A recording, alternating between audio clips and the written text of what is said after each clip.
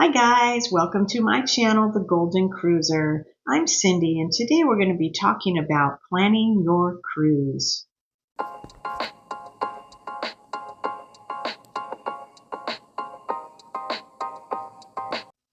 Now whether you're a first-time cruiser or a seasoned sailor, planning your cruise can be an exciting time. So let's take a look at 7 tips to help you. Number 1, the right cruise line and the right ship for you. Now this is very important because you could waste a lot of money and a lot of vacation time if you pick the wrong ship and cruise line. Not all cruise lines are created equal. Some are for families like Disney, Norwegian, or Royal Caribbean, which are packed full of activities, entertainment, and fun for adults and kids. Others like Celebrity, Princess, Holland America, or Viking are geared more towards adults looking for a higher end experience. Your budget can also be a big factor. If you're on a tighter budget, then you may want to look into cruise lines like MSC or Carnival. Just do your research. Check out videos that are online on YouTube, read reviews on cruise ships, and check with friends or families that can give you some advice if they've cruised before. Now you also need to know your cruise style. What are you looking for? Do you just want to relax, enjoy a slow pace of life, have fine dining, or are you an adventure seeker who wants all the entertainment, loads of activities, and cutting edge features on board? Now, at the top of the scale of the cruise lines, the ultra luxury cruise lines are Seabourn, Regent Seven Seas, Silver Seas, and more, which tend to be smaller ships with luxury features all aboard. Beautiful cabins and suites, incredible food, and the ultimate in great service. But they may lack things like entertainment, lots of different venues, and such. They're just perfect for people who want to relax with not a lot of kids on board, but these ships will cost you an arm and a leg. They are not cheap. They're very expensive. And most of them have everything included on board, so you don't have to pay for extras like specialty dining, drinks, and so on. Then you have the mid-luxury cruise lines like Celebrity, Princess, and Holland America. They offer more of an adult cruising with great food, nice cabins, and excellent service, and will cost a lot less than the ultra luxury cruise lines. These ships are bigger too, but not too big, and offer a nice mix of relaxation and entertainment, and you will find less kids than the mainstream big cruise lines have on board. Then you have the big cruise lines like Royal Caribbean, Norwegian, and Carnival, to name a few. These are great for families, couples, and solo travelers who like to have a really good time with lots to do, lots of entertainment, Broadway shows, activities, places to eat and drink all over the ship. Now, while the food sometimes may not be as good as those ultra luxury cruise lines, it can be hit or miss on some, but I've usually found that we always have good food on our ships. I don't complain about any of the food. It's always really good, depending on where you're eating on board. But they have good food also. Some of these big ships are massive, holding up to 7,000 to 9,000 passengers. There's something for everyone on these ships with different food venues and bars. And then you have cruise lines like Disney, which is very expensive and not for everyone. You really have to be a big Disney lover to want to go on these Disney cruise or take your kids on there. But you will pay a lot more for a Disney cruise, but they're pretty incredible. The food and entertainment and service are really good, but it just depends on your budget. Number 2 is what size ship is best for you. Now, ship size can influence your cruise. Smaller ships with fewer than 1,000 passengers are more intimate and personalized experience, and they can enter smaller ports and provide a quieter, relaxing atmosphere. Then there are the midships between 1,000 to 3,000 passengers. So they have a balance between onboard amenities and the ability to reach more unique destinations. Then you have the larger ships like Royal Caribbean, Norwegian, and others that are actually floating cities with different neighborhoods and areas on board with a wide range of activities, dining, and entertainment venues. But some of these can feel very crowded during peak seasons, like holidays and summertime when kids are out of school. So just be careful of that. Number 3 is what's your budget? Some cruise lines are much more expensive than others. Make sure you know what's included when you are looking at your cruise. Some cruise lines, you will pay extras for things like drink packages, specialty dining, Wi-Fi, photos, gratuities, etc. So look at the total price. Some upfront prices may seem expensive, but they may also include a lot of these items. So you just have to look at what's included. Now, you don't have to take things like specialty dining and drinks and all this and that if you're not going to use those. You can purchase drinks as you go on the cruise ship if you're not a big drinker instead of buying the drink package like we do. So if you are on a budget, know that you don't have to take specialty dining. There's still a lot of places to eat that are already included. You have the main dining rooms and then all these other little venues. So you don't have to buy these extras. I usually don't buy any of them except for the Wi-Fi because I need to keep in touch with home. But at gratuities, you usually have to pay on all the cruise ships. That will show you how much that will be. Booking at the right time of the year also makes a big difference in the pricing. The newer ships or mega ships tend to be cheaper when you book as far out as possible. And then the older ships, you might get a cheaper rate the closer it gets to the sailing.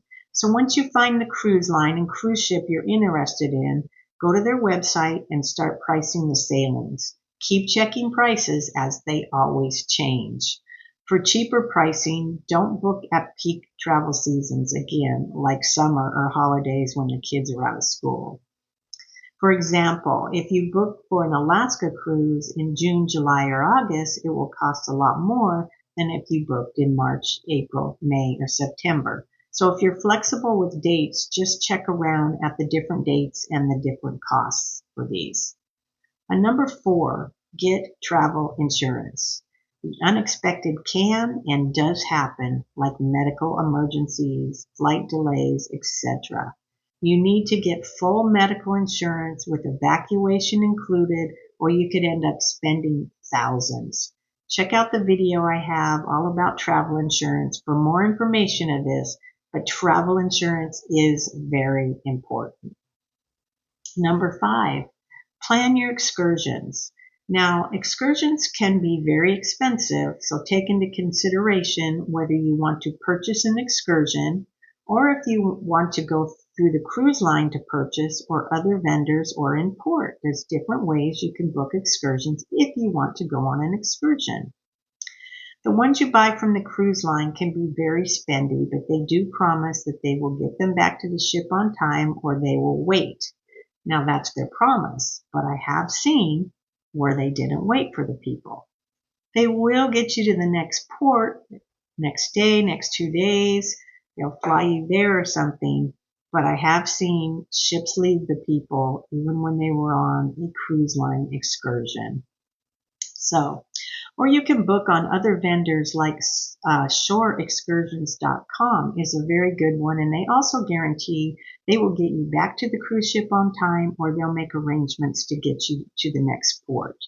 And then you can do other things you want if you want to go out on your own and just do things when you get to the port. You don't have to go on these excursions if you're on a budget. For example, we're going to be going to Alaska next month and Canada. And in Canada, I like to go to the Butchart Gardens, a beautiful garden there in Victoria. Well, the cruise line has this trip. Their trip is an hour and a half. That includes getting you there, driving you back, and looking at the garden. Well, the garden takes at least 3 hours to look at it. So a lot of times these excursions that are planned for you, you really feel like you don't have enough time to look at all the stuff you want to look at.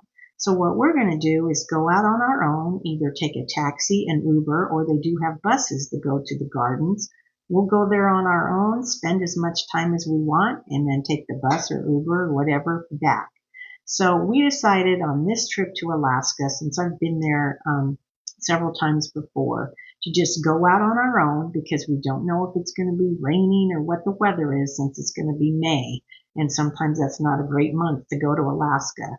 Last year we took an excursion to Mendenhall Glacier and Nugget Falls. But this year we're going to do all the ports on our own, and then just get off the ship, see what tours they have right there, see what we want to do, what the weather is and everything. So depending on your budget again, that will depend whether you want to take an excursion or not, or just explore the port on your own. Look at the shopping and all the areas they have, museums and things like that in town. So that just depends on how much you want to spend on those excursions. Make sure you book them in plenty of time. They do sell out quickly, some of the main ones. So just make sure as soon as you book your cruise, you start looking into the excursions through the cruise line if you want to book through them, or do go to shoreexcursionsgroup.com.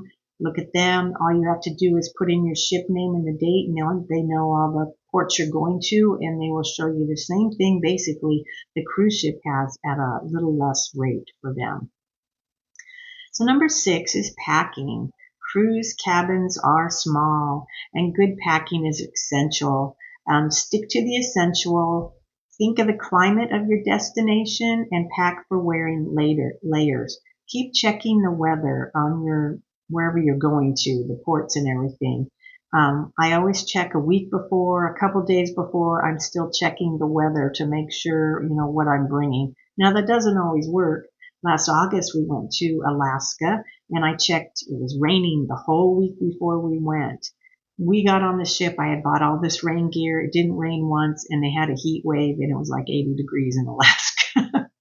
So it doesn't always, and then we got off the ship and it rained the whole rest of the month. So it just depends. So I try to pack for everything. Pack for layers. That's the best thing I can say is pack for layers. And then look into some cruise essentials for your cabin. My last video I did about 3 days ago or so was all about cruise essentials you can take into your cabin to make your cabin better, like a small fan, magnetic hooks to hang things on. So take a look at that video of things you can bring to help you organize your cabin. Number 7 is booking the fun things in advance. Now, some cruise lines require you to book certain entertainment or activities ahead of time. Some before your cruise and others while you're on board, and some don't require it at all. It just depends on the cruise line and the ship. So some things that are booked ahead of time are specialty dining, drink packages, Wi-Fi, photos, etc. You will want to book these ahead of time because they're usually more money once you get on the ship. Now, I have noticed the prices of these usually go down the closer it gets to your cruise. So I'm less than 30 days away now from our cruise, and the drink package is now down to 40% off. So these keep going down. Another thing I also noticed is on Royal Caribbean, you can bid to upgrade your cabin. And I didn't know that bidding rates could change. So for example, they start you at what you have to bid at, say $200 to $1,000 per person to upgrade a cabin, and then you bid on there. I do have a video about bidding also, which will show you the scale of how it looks. If you're interested in that, just go to my channel. But anyway, I was looking at these bids. We had a window cabin, and I didn't want to pay as much as they wanted to start that bidding at.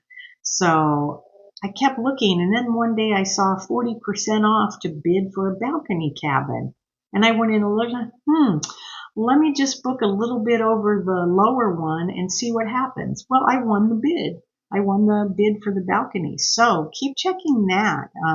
The bids do go down on, at least on Royal Caribbean. I never really knew that they changed the bidding prices, but they do go down on that too. Carnival doesn't have bidding. Princess Cruise does have bidding. I don't know about some of the other ones. Also, some things you have to book ahead of time. Like I'm on the Royal Caribbean, we had to book now for to see Spectre's Cabaret. So we already had to go in there and book what day and time we wanted to see that.